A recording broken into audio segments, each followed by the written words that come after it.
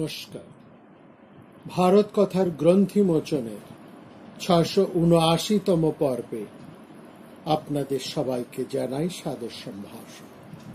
মহামতি অনন্তলালের পরম আশীর্বাদে আমরা শুনে চলেছি পূর্ণ ভারত কথা।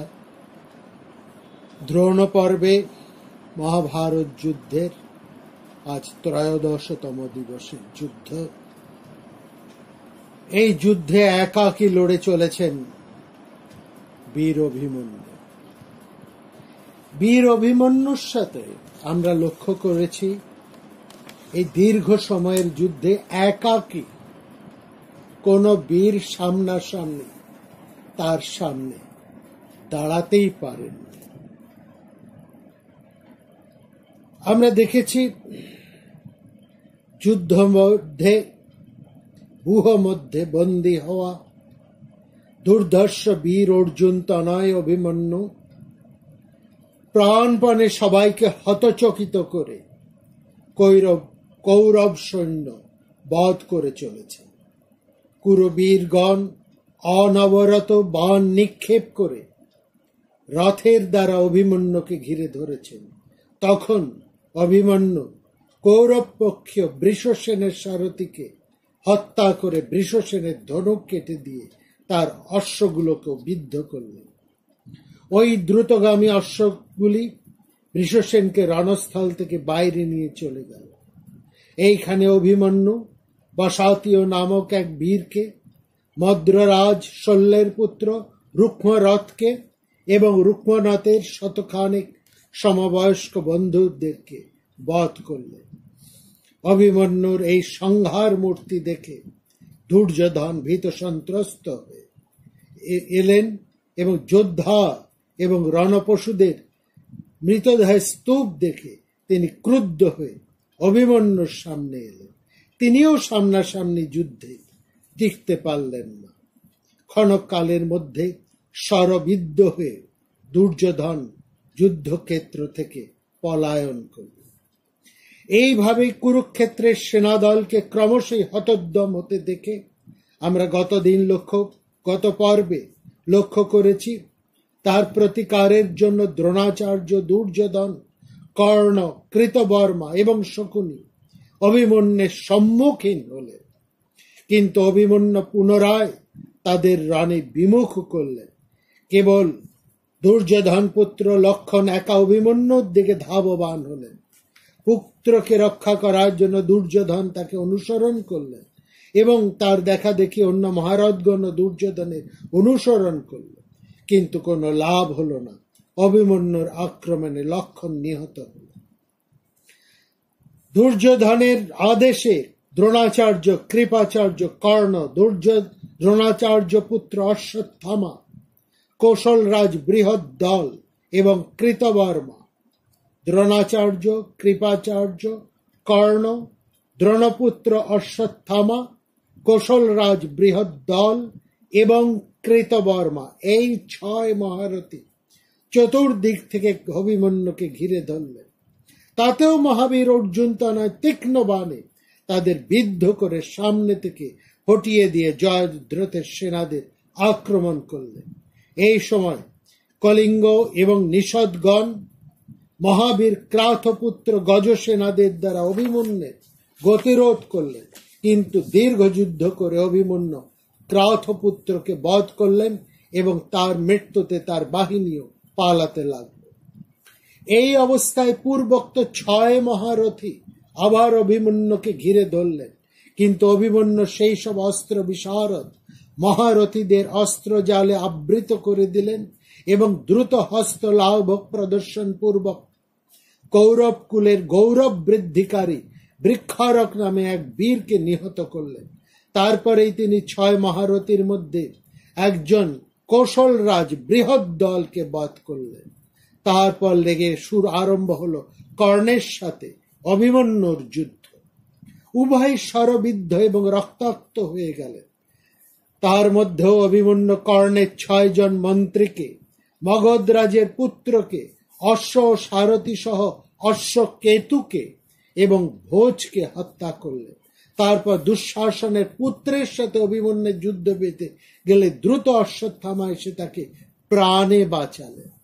তখন সামনে মদ্ররাজ শল্যকে পেয়ে অভিমন্যু তাকে বানাঘাতে এমন জর্জরিত করলেন যে শল্য কোনোভাবে প্রাণ বাঁচাবার জন্য অন্যের রথে উঠে পড়লেন।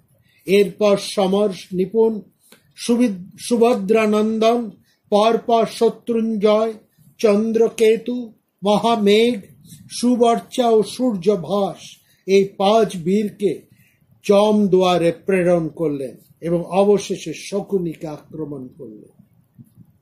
শকুনি তাকে প্রতিহত করতে চেষ্টা করে দুর্যোধনকে বললেন যে সকলে সমবেতভাবে যুদ্ধ না করলে অভিমন্যুকে হত্যা করা যাবে না। দারুণভাবে আহত কর্ণ অভিমন্যুকে সত্বর বধ করার জন্য দ্রোণাচার্যকে একটা উপায় বার করতে বললেন। দ্রোণাচার্য অভিমন্যুর সাথে যুদ্ধে ক্ষতবিক্ষত। তিনি অভিমন্যুর প্রশংসা করেছেন, কিন্তু শেষ মুহূর্তে যখন অভিমন্যু সম্মুখ যুদ্ধে ভয়ঙ্কর হতে ভয়ঙ্করতম হয়ে উঠেছেন, তখন দ্রোণাচার্য বললেন একটাই উপায়, এর ধনুকের গুণ কেটে দিতে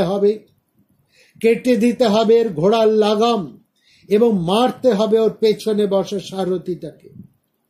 তারপরেও একে প্রহার করতে হবে পেছন থেকে, সামনাসামনি নয়। সামনাসামনি আমরা কেউই ওকে কোনোভাবেই বধ করতে পারবো না। অথাইনং বিমুখে কৃত পশ্চাৎ প্রহরং কুরু। এইভাবে যদি আমরা অভিমন্যুকে রথহীন ভাবে,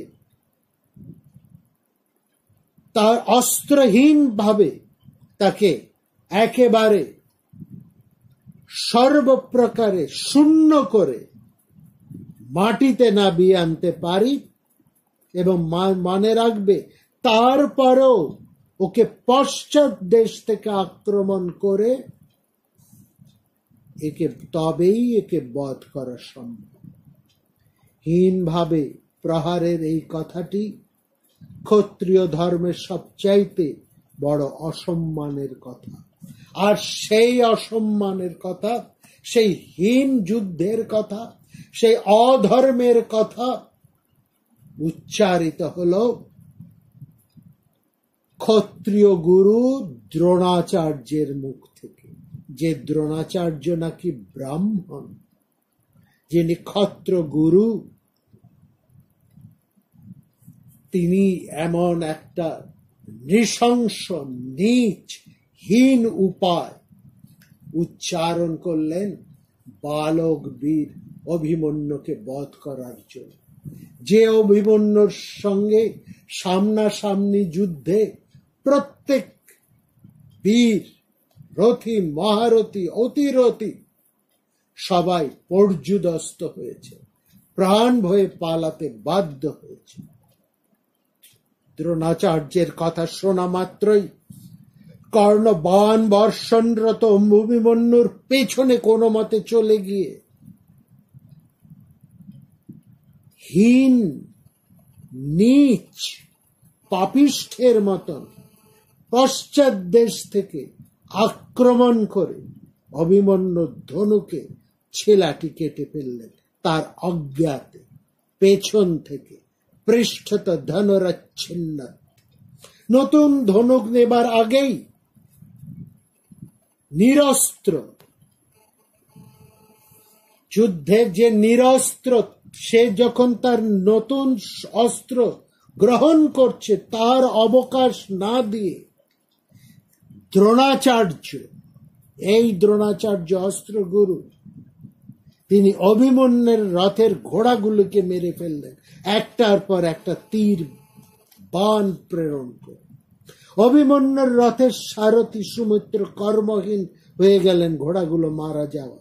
আর অভিমন্যুর পেছনে বসা 2 সারথি, যারা পেছনের খবর দেয় যোদ্ধাকে, সেই 2 পার্শ্ব সারথিকে মেরে ফেললেন আরেক হীন ব্রাহ্মণ কৃপাচার্য।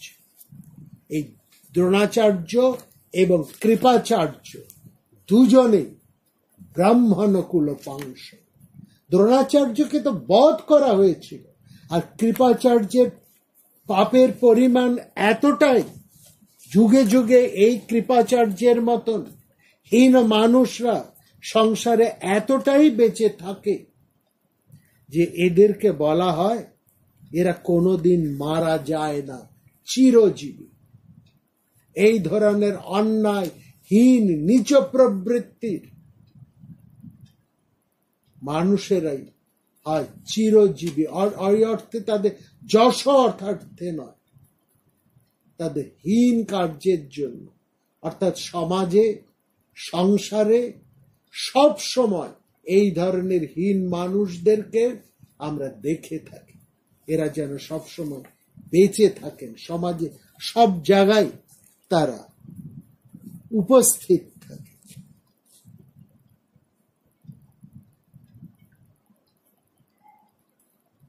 এক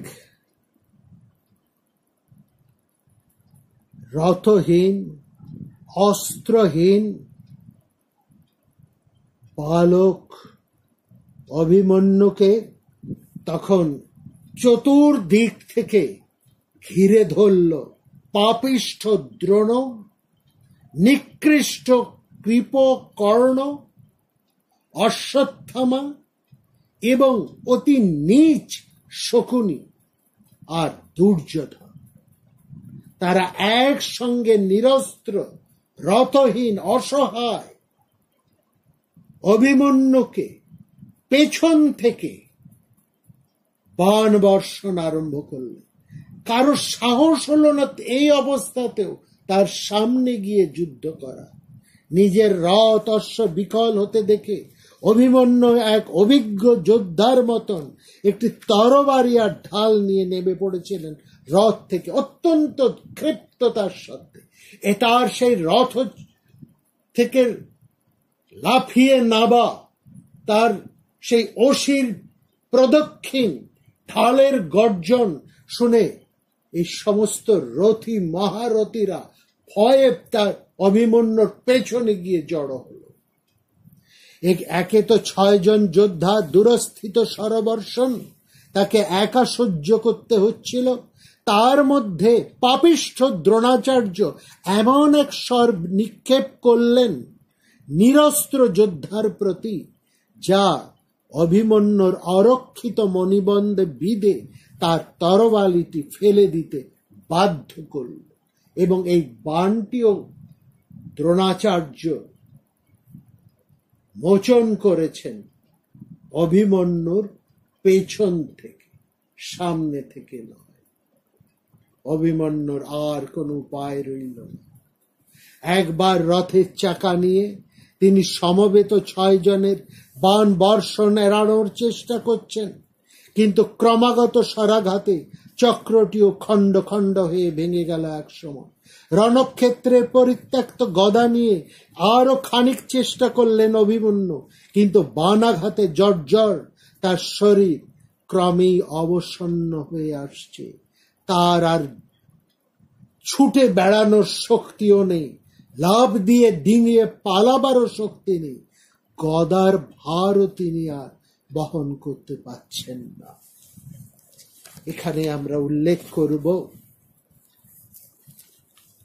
এই যুদ্ধ বিধ্বস্ত অসহায় অবস্থাকে মাইকেল মধুসূদন কি অপূর্বভাবে অঙ্কন করেছেন তার মেঘনাদ বধ কাব্যে।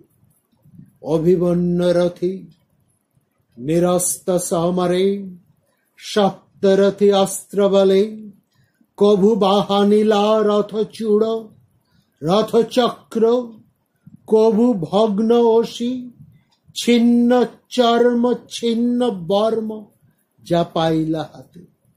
চক্রধারী অভিমন্যুকে দ্বিতীয় বিষ্ণুর মতো দেখাচ্ছিল।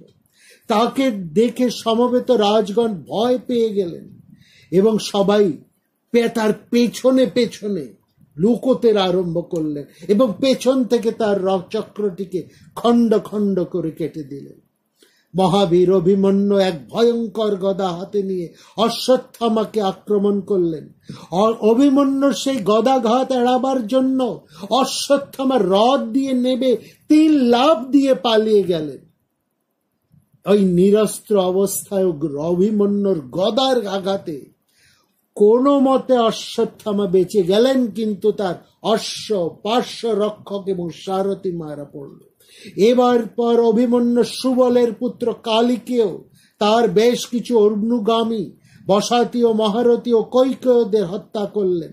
এই সব দেখে দুঃশাসনের পুত্র ক্রুদ্ধ হয়ে গদা হাতে অভিমন্যুর দিকে এগিয়ে এলেন। মহাবীর অভিমন্যু দুঃশাসন নন্দন পরস্পরকে হত্যা করার বাসনায় পরস্পরকে আঘাত করতে লাগলেন। এরপর উভয় মাটিতে পড়ে গেলেন এবং স্বাভাবিকভাবে দুঃশাসনের পুত্র আগে উঠে গেলেন। একটা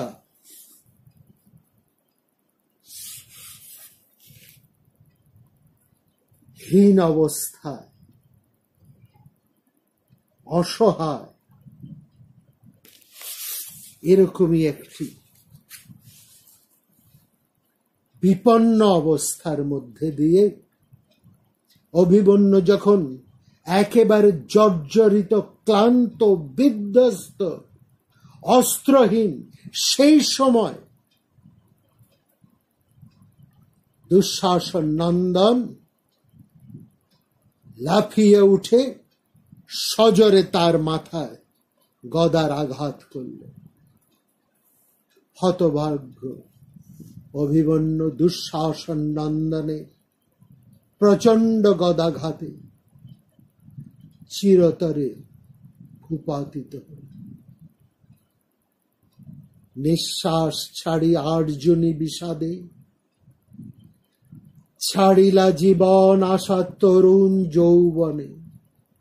আধারি চৌদিকে যথা রাহু গ্রাসে চাঁদে, গ্রাসিলা বীরেশে সম, গ্রাসিলা বীরেশে যম। অন্তের শয়নে নিদ্রা গেলা অভিমন্যু অন্যায় বিবাদী।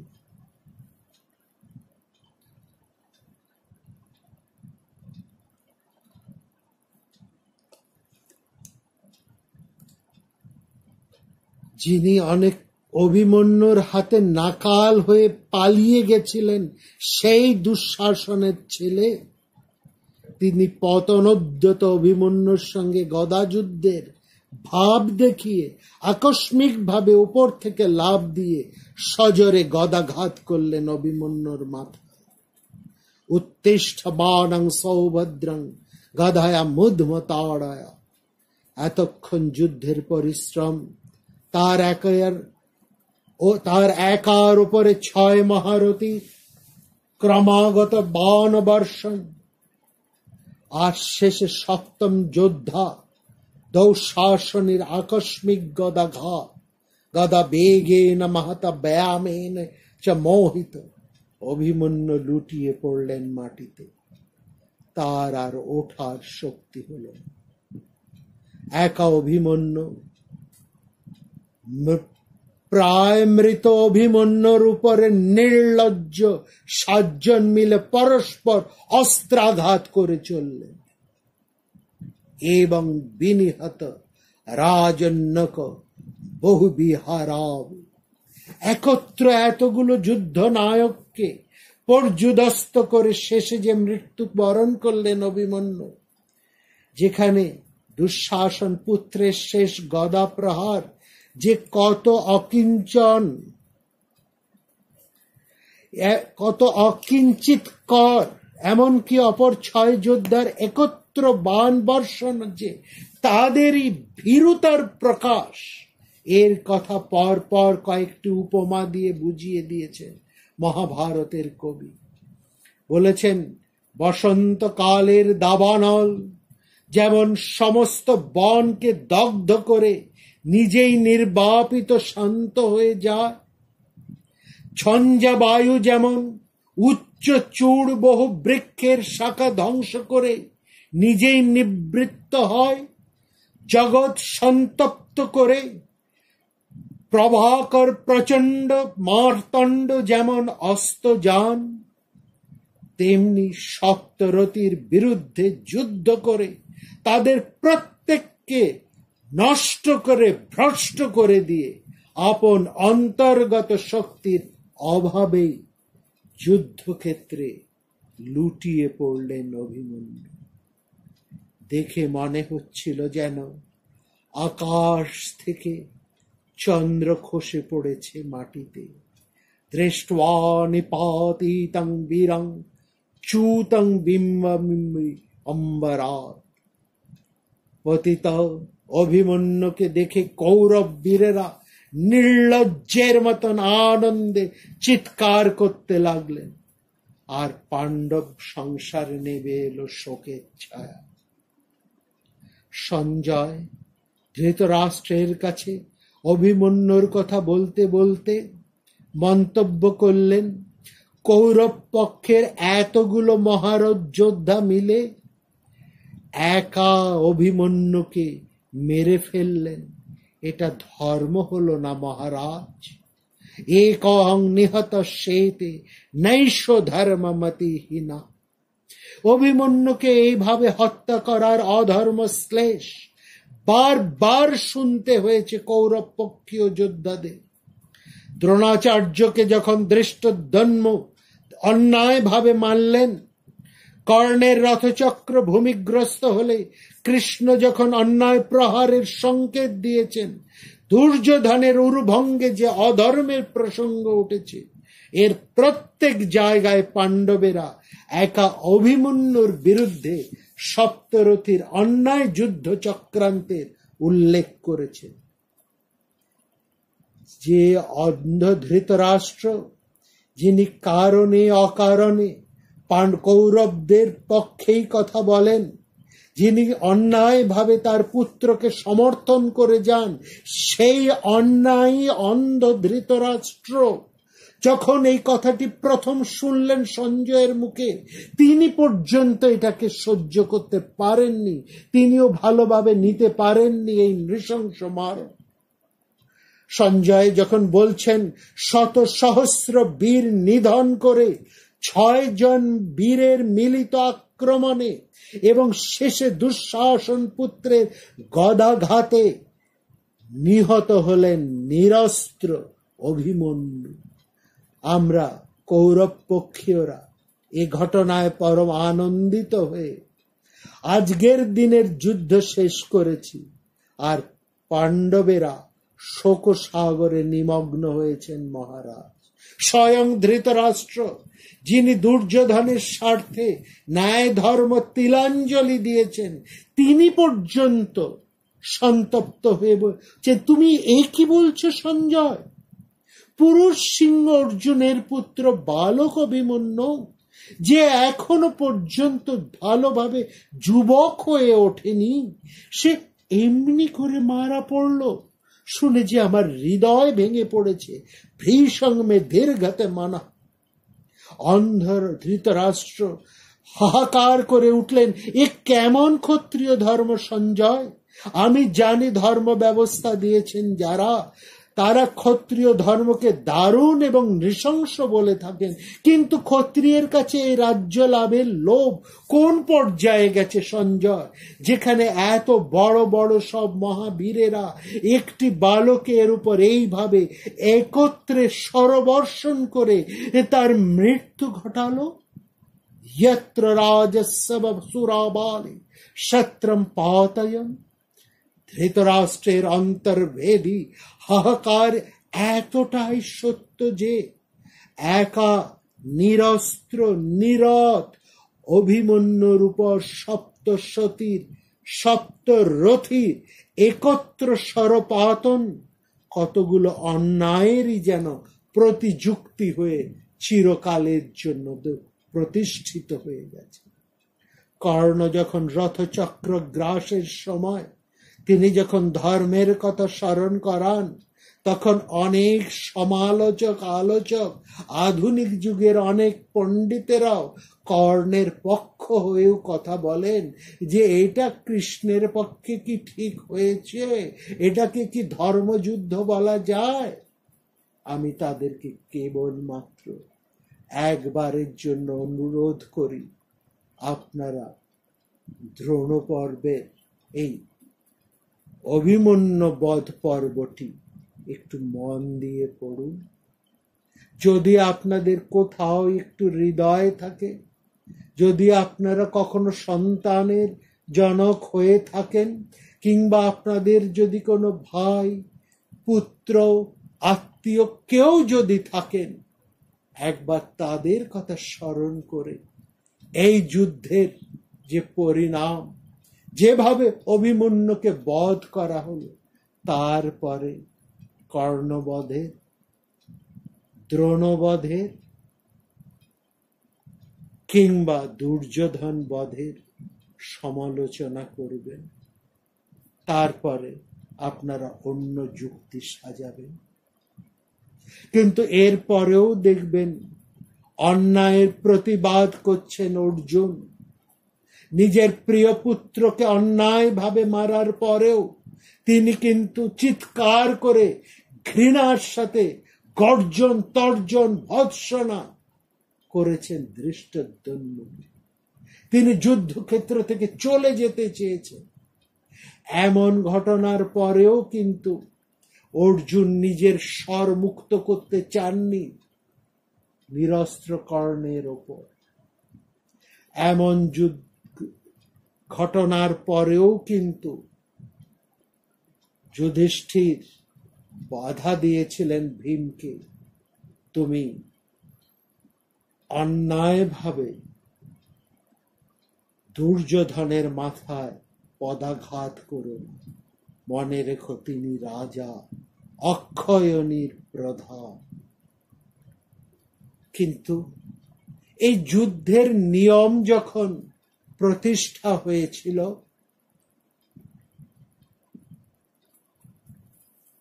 তখন তো ভীষ্মের সাথে উপস্থিত ছিলেন দ্রোণ।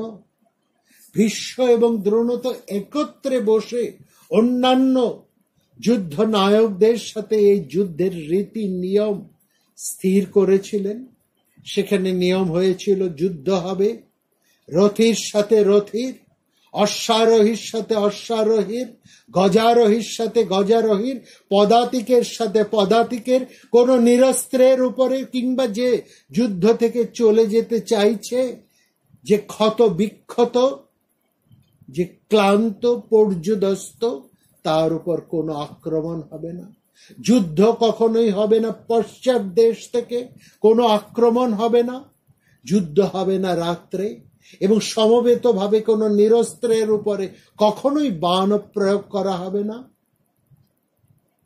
দ্রোণাচার্য তো এই যুদ্ধের নিয়মাবলীর অন্যতম প্রধান স্বাক্ষরকারী বা যুদ্ধ নিয়মকারী ছিলেন। আর তিনি তো অস্ত্রগুরু সবচাইতে বড় হয়। তিনি সারা জীবন ধরে যুদ্ধের রীতি নিয়ম তিনি তো শিখিয়েছেন। তাকে তো একাধারে বলা হয় তিনি বৃহস্পতির বুদ্ধি এবং শুক্রাচার্যের যুদ্ধ নীতির প্রবক্তা। উভয় নীতিতেই তিনি সমান পণ্ডিত। কোন নীতি এই ধরনের নিকৃষ্ট হীনতম কার্যের প্রশংসা করেছে, অনুমোদন দিয়েছে?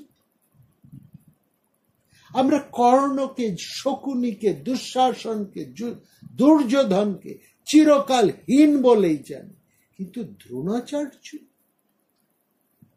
তিনি তার প্রিয় শিষ্য অর্জুনের পুত্রের প্রতি এমন ব্যবহার করলেন, এমন অন্যায় ব্যবহার করলেন। ভালো করে লক্ষ্য করুন, যুদ্ধের নিয়ম নীতি ভেঙেছেন দ্রোণাচার্য। সবচাইতে মূল দায়ী তিনি। তাকে এই জন্য বলা হয় ব্রাহ্মণ কুল পাংশ। অভিমন্যুর উপর যে অন্যায় অস্ত্রাঘাত হয়েছে, এই অন্যায় পাণ্ডবেরা কোনো দিন ভুলতে পারেননি, ভোলার কথাও না। যুধিষ্ঠির লজ্জায় চোখ তুলতে পাচ্ছেন না কারো দিকে, বারবার স্বগতোক্তি করছেন, কি করে আমি অর্জুনকে জানাবো এই ভয়ঙ্কর কথা, কি করে জানাবো আমি সুভদ্রাকে, কৃষ্ণকেই বা আমি কি বলবো, সে যে আমার কথাতেই ভয়ঙ্কর চক্র বহে প্রবেশ করেছিল। মহাভারতে আমরা দেখব মহর্ষি নারদ বেদব্যাস যুধিষ্ঠিরকে অনেক সান্ত্বনা দিয়েছেন। সেখানে নারদ এবং ব্যাসের সাথে অনেক বড় বড় যুধিষ্ঠিরের অনেক দীর্ঘ, অনেক গভীর, অনেক উচ্চতর দর্শনের আলোচনা হয়েছে। একজন মানুষ শোকগ্রস্ত পিতা কিভাবে শান্তি পেতে পারেন তার কথাও অনেকভাবে সেখানে উচ্চারিত হয়েছে। অতি উচ্চ স্তরের এই দার্শনিক আলোচনা, যে দার্শনিক আলোচনা একজন সদ্য পুত্র বিয়োগ পিতার অন্তরের ক্ষতকেও প্রশমিত করে। আমরা সেই দার্শনিক আলোচনার মধ্যে এ মুহূর্তে যাব না, পরবর্তী কোনো সময়ে আমরা সেই আলোচনায় আসব। এখন আমরা শুধু দেখি যুধিষ্ঠির বারবার সেই কথা বলে চলেছেন, আমি কি করে অর্জুনকে মুখ দেখাবো, কি বলবো তাকে। পুনশ্চ চিন্তায় দিনকে সিদ্ধ বক্ষে ধনঞ্জয়। ওইদিকে যুদ্ধের দিন সমাপ্ত হয়েছে, সন্ধ্যার অন্ধকার ঘনিয়ে আসছে। সংশক্ত বাহিনীর সঙ্গে ভয়ঙ্কর যুদ্ধ করে ফিরে আসছেন অর্জুন, সঙ্গে সারথী কৃষ্ণ।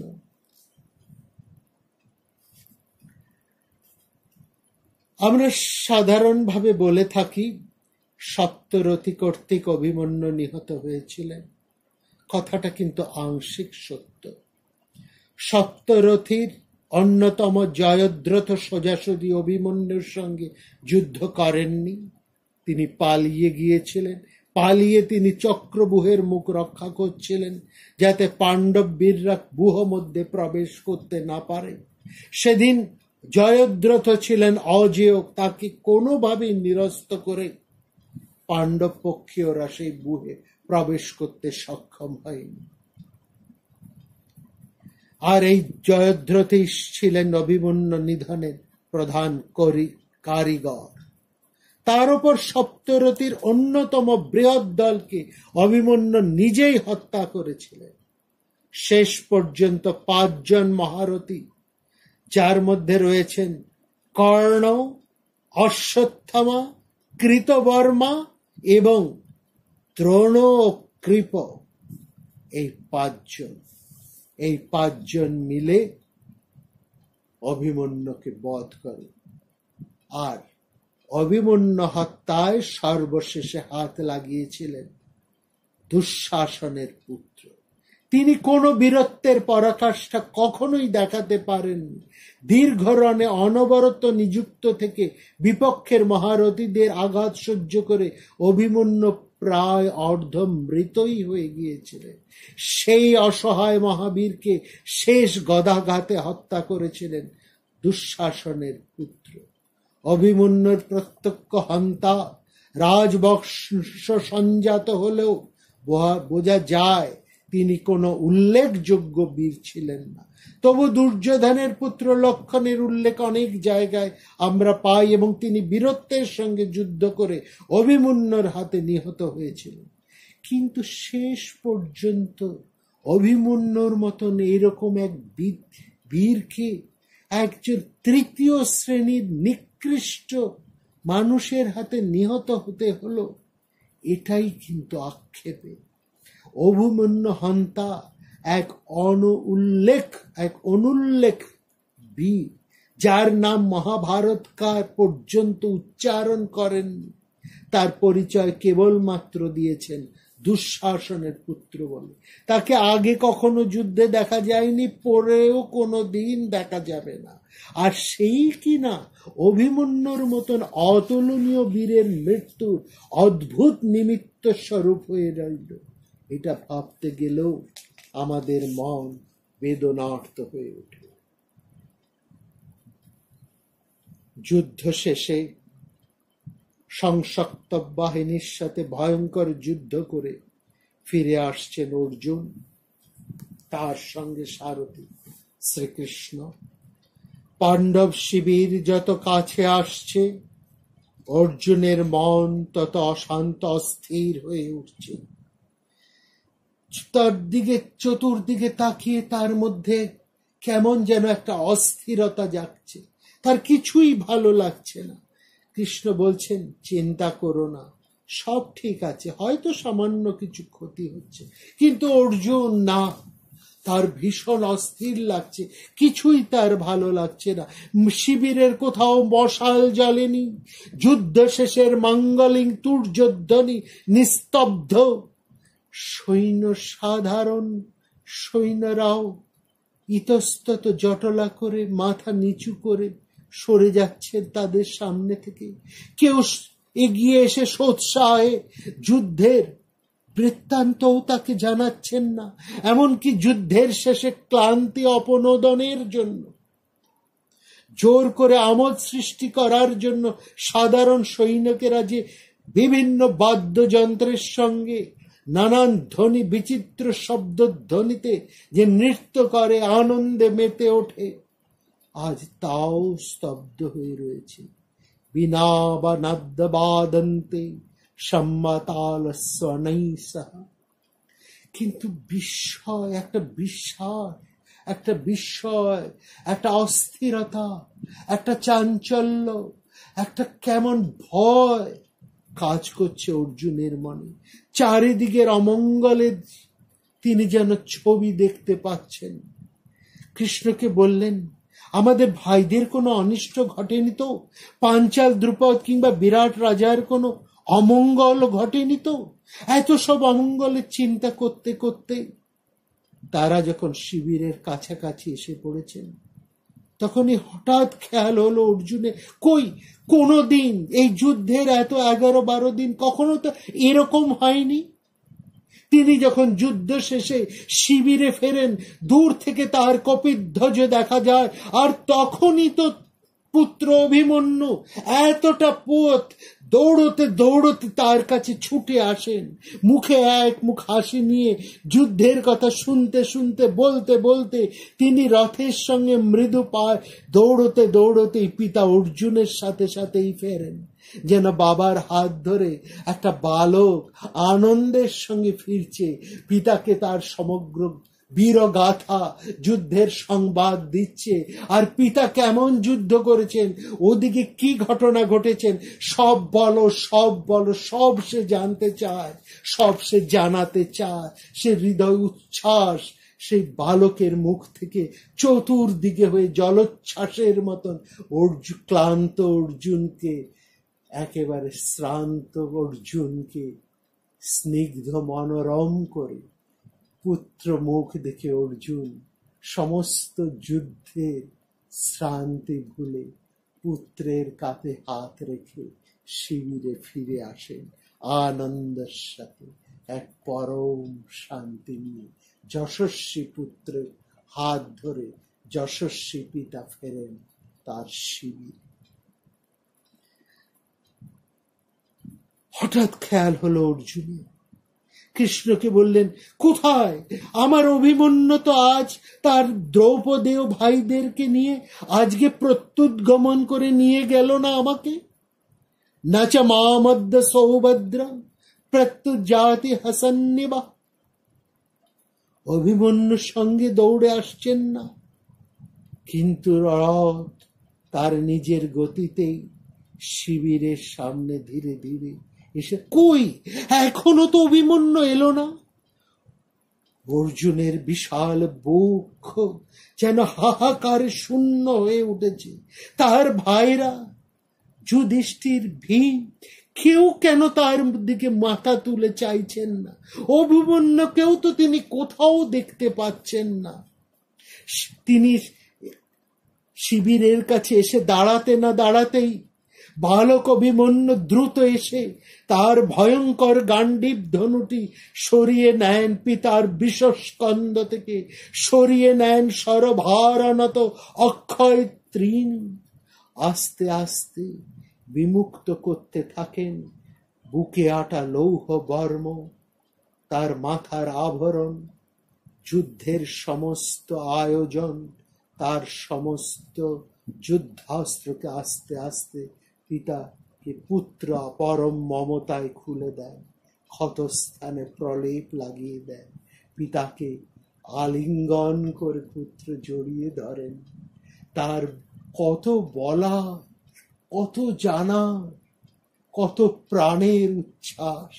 কই সেই পুত্র, কোথায় আজ?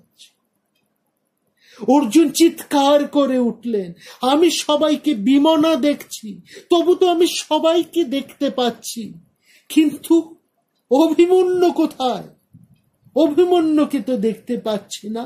সে তো একবারও এসে সোৎসাহে আমাকে জিজ্ঞেস করলো না, কেমন যুদ্ধ হলো পিতা? অভিমন্যং ন পশ্যামি না চ মাং প্রতিনন্দতঃ। নমস্কার। প্রাণারাম প্রাণারাম প্রাণারাম প্রাণারাম প্রাণারাম প্রাণারাম। কি যেন লুকানো নামে তাই মিষ্ট এত তব নাম প্রাণারাম প্রাণারাম।